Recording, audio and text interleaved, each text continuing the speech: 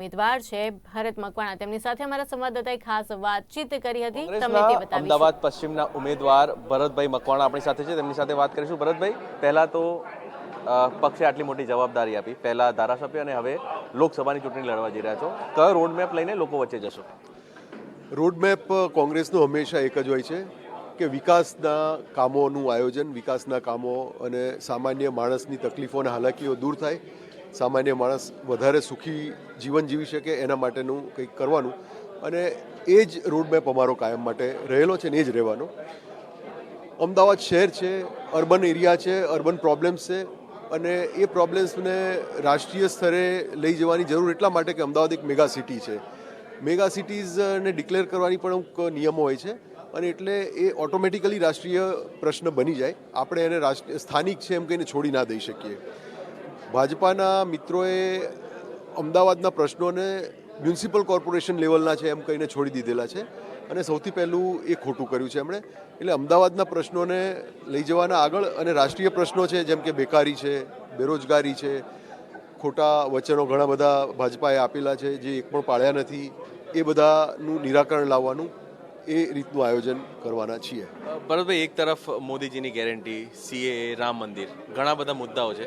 કોંગ્રેસ એવા કયા મુદ્દાને લઈને લોકો વચ્ચે જશે કે જેને લઈને તમને વોટ મળે?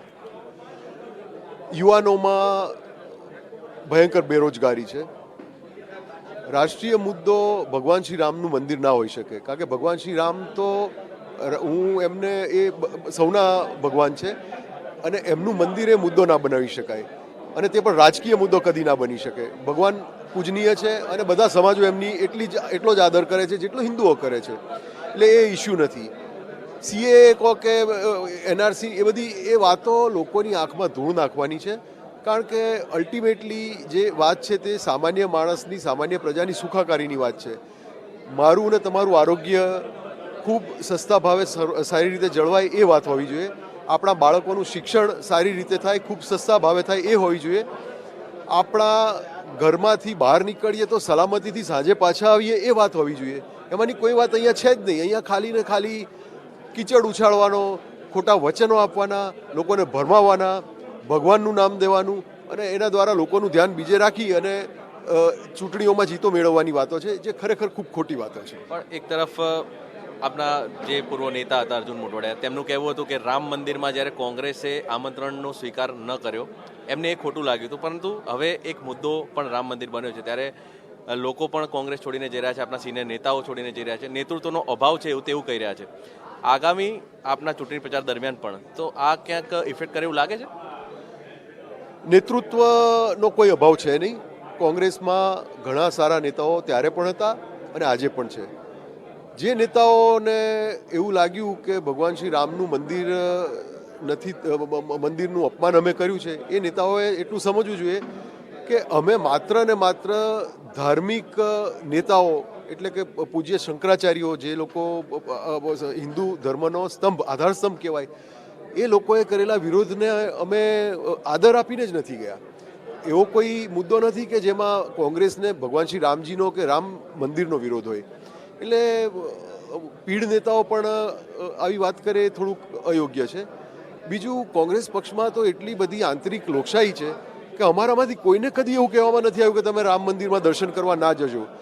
અને એવા સંજોગોમાં અર્જુનભાઈ ખૂબ ખુશીથી ત્યાં આગળ દર્શન કરવા જઈ શક્યા હોત, પણ દર્શન કરવા ગયા નહીં, ઉદ્ઘાટન વખતે ગયા નહીં, અને બધું પતી ગયા પછી એમણે પક્ષ છોડ્યો. એ થોડુંક મને અજુગતું લાગે છે.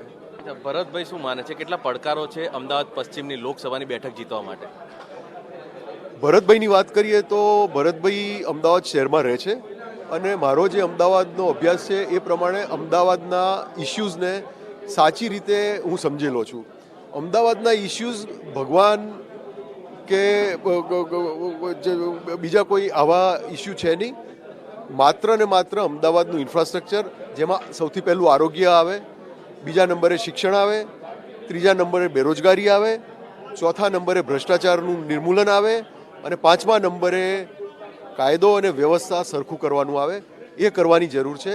એ બધા જ પ્રશ્નો કોંગ્રેસ પક્ષના નેજા હેઠળ, કોંગ્રેસના ઉમેદવાર તરીકે આપ સૌ ચૂંટીને મોકલશો એટલે ખાતરીપૂર્વક હું કહું છું કે એને ધીમે ધીમે કરીને ઓછા કરીને ફેઝ આઉટ કરવાના અમે પૂરા પ્રયત્નો કરીશું અને એમાં સફળ થઈશું. અચ્છા, અંતિમ સવાલ, કેટલી લીડની આશા રાખીને ચાલી રહ્યા? સારી એવી લીડ મળશે.